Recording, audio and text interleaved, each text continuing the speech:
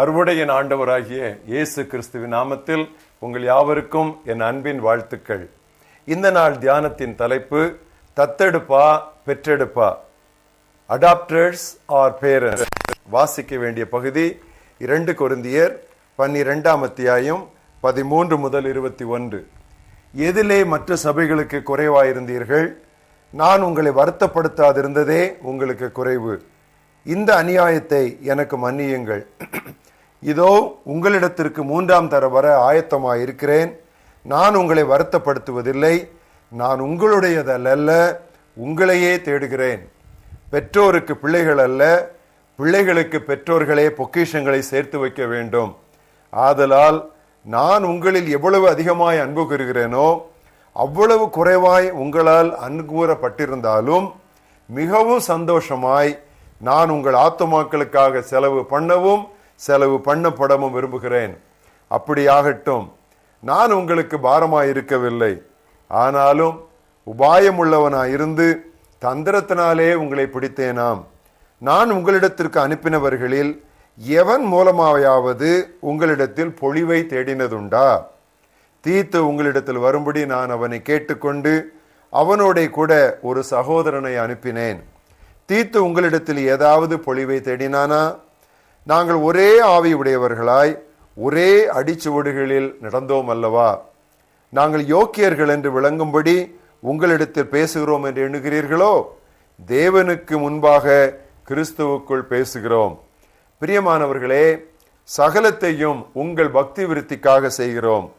ஆகிலும் நான் வந்து உங்களை என் மனதின்படி இருக்கிறவர்களாக காணாமலும் நானும் உங்கள் மனதின்படி இருக்கிறவனாக காணப்படாமலும் இருப்பேனாவென்றும் விரோதங்கள், வைராக்கியங்கள், கோபங்கள், வாக்குவாதங்கள், புறங்கூறுதல், கோள் சொல்லுதல், இருமாப்பு, கலகங்கள் ஆகிய இவைகள் உங்களுக்குள்ளே உண்டாயிருக்குமோவென்றும் மறுபடியும் நான் வருகிற போது என் தேவன் உங்களிடத்தில் என்னை தாழ்த்தும்படிக்கு முன் பாவம் செய்தவர்களாகிய அநேகர் தாங்கள் நடப்பித்த அசுத்தத்தையும் வேசித்தனத்தையும் காம விகாரத்தையும் விட்டு மனம் திரும்பாமல் இருக்கிறதை குறித்து நான் துக்கப்பட வேண்டியதா இருக்குமோ என்றும் பயந்திருக்கிறேன். இன்றைய மனப்பாட வசனம் 2 கொரிந்தியர் 12:14. நான் உங்களுடையதை அல்ல, உங்களையே தேடுகிறேன். It is not yours that I seek, but you. Missionary இயக்கங்கள் வேகமாக செயல்பட்டு வரும் இந்நாட்களில் சபைகளில் காணப்படும் சில பரிதாப நிலைகளை குறித்து நேற்று தியானித்தோம். 2 காரியங்களை நேற்று கவனித்தோம். ஒன்று, அமைப்பாளர் பலர், அழுவோரோ சிலர். We have many organizers but few agonizers. அடுத்து, அனுப்புவோர் பலர், ஆத்துமாதாயகரோ சிலர். We have many supporters but few soul winners என்று பார்த்தோம். இவையெல்லாம் பரிதாப நிலைகள், சோக நிலைகள் என்று சொன்னோம். இன்றைக்கு இன்னும் 2 சோக நிலைகளை கவனிப்போம். Another true tragedies in our churches. செலுத்துவோர் பலர், செல்லுவோரோ சிலர். Many givers but few goers. ஊழியரை விட ஊதியத்திற்கே அதிக முக்கியத்துவம் கொடுத்து விட்டோமோ என்று நான் அஞ்சுகிறேன். நமது முதற்கடமை பணம் செலுத்துவதல்ல, களம் செல்லுவது. இன்னும் ஆண்டவருடைய சத்தம், யார் போவா? Who shall go? 20 ஆண்டுகளுக்கு முன்னர் அநேக இளைஞர்கள் மிஷனரி பணிக்காக முன்வந்தனர். ஆனால் தற்போது ஊழியர் எண்ணிக்கை சடுதியாய் குறைந்து காணிக்கையோ படிப்படியாய் ஏறிவிட்டது. கவனியுங்கள், ஊழியர் எண்ணிக்கை குறைந்து காணிக்கையோ ஏறிவிட்டது. நீ போ அல்லது யாரையாவது அனுப்பு என்ற மிஷனரி சவாலை, கோ ஆர் சென்ட் என்கிற மிஷனரி சவாலை நாம் தவறாக புரிந்து கொண்டோம். சரியானபடி அதன் பொருள் என்ன தெரியுமா? முதலாவது நீ போக எத்தனிக்க வேண்டும். உனக்கு போக முடியாத இடங்களுக்குத்தான் பிறரை அனுப்ப வேண்டும். தம்பி, தங்காய், உனக்கு ஊழிய அழைப்பு இல்லையா? மத்தேயு 28:19, வானத்திலும் பூமியிலும் சகல அதிகாரமும் எனக்கு கொடுக்கப்பட்டிருக்கிறது, ஆகையால் புறப்பட்டு போங்கள் என்ற வசனம். ரோமர் 10:14, அனுப்பப்படாவிட்டால் எப்படி பிரசங்கிப்பார்கள்?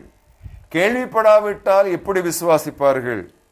இது போன்ற வசன பகுதிகள் நீ உன் வேதத்தை திறக்கும் பொழுது உன் கண்களில் படும்போது மேலிருந்து ஒரு தொனி உன் செவிகளில் விழவில்லையா? அடுத்து, உன்னை சூழ கிறிஸ்தற்ற ஆயிரம் ஆயிரம் பேரை நீ காணும்போது உன்னை சுற்றிலும் இருந்து ஒரு குரல் உனக்கு வரவில்லையா? 3, யாருமே மீட்பின் அன்பை அறிவிக்காததினால் வினாடிக்கு வினாடி கிறிஸ்தற்ற நித்தியத்திற்குள் ஆயிரங்கள் கடந்து செல்கிறதை எண்ணும் போது கீழிருந்து ஏறி வரும் தொனி ஒன்றை நீ கேட்கவில்லையா? 4, ஒவ்வொரு மிஷனரி சவாலை கேட்டுவிட்டு தலைவணங்கி ஜெபிக்கும் போதும், உன் உலக வேலையில் அதிருப்தி அதிகரிக்கும் போதும், உன் உள்ளத்தை பரிசுத்தாவியானவர் கலக்கும் போதும் உனக்கு உள்ளிருந்து அழைக்கும் ஒரு சத்தத்தை நீ கேட்கவில்லையா? A voice from above, a voice from around, a voice from below, and a voice from within. 4வது சோக நிலை, தத்தெடுப்போர் பலர், பெற்றெடுப்போரோ சிலர். Many adopters, but few parents. மிஷனரிகளை கருத்தாய் தாங்க முன்வந்த சபைகளுக்காய் மிஷனரி நிறுவனத்தார் தேவனுக்கு நன்றி உள்ளவர்களாய் இருக்கிறார்கள். ஆனால் சரியாய் சொல்ல போனால் இது தத்தெடுத்தல் தான். This is just adoption. இதுவே நம்முடைய லட்சியமாய் இருந்து விடக்கூடாது. முதல் மிஷனரிகளை அனுப்பிய அந்தியோகியா சபை நமக்கு நல்ல முன்மாதிரி. அவர்களை குறித்து நான் வாசிக்கிறேன். அப்போஸ்தலர் 13ஆம் அத்தியாயம் முதல் 3 வசனங்களிலே அவர்களை குறித்து லூக்கா இப்படி எழுதி வைத்திருக்கிறார். அந்தியோகியா பட்டணத்தின் சபையிலே பர்னபா, நீகர், சிமியோன் என்று பலர் தீர்க்கதரிசிகளாகவும் போதகர்களாகவும் இருந்தார்கள். அவர்கள் கர்த்தருக்கு ஆராதனை செய்து உபவாசித்துக் கொண்டிருக்கிற போது பர்னபாவையும் சவுலையும் நான் அழைத்த ஊழியத்துக்காக அவர்களை பிரித்து விடுங்கள் என்று பரிசுத்த ஆவியானவர் திருவுளம் பற்றினார். அப்பொழுது உபவாசித்து ஜெபம் பண்ணி அவர்கள் மேல் கைகளை வைத்து அவர்களை அனுப்பினார்கள். இச்சபையினால் மிஷனரிகளாக அனுப்பப்பட்ட பவுலும் பர்னபாவும் அதே சபையின் உறுப்பினர்களிலிருந்தே பிரித்தெடுக்கப்பட்டனர். இதுதான் பெற்றெடுத்தல் என்பது. சபை போதகர்களே, உங்களுக்கு எனது வேண்டுகோள், நன்றாக கவனியுங்கள்.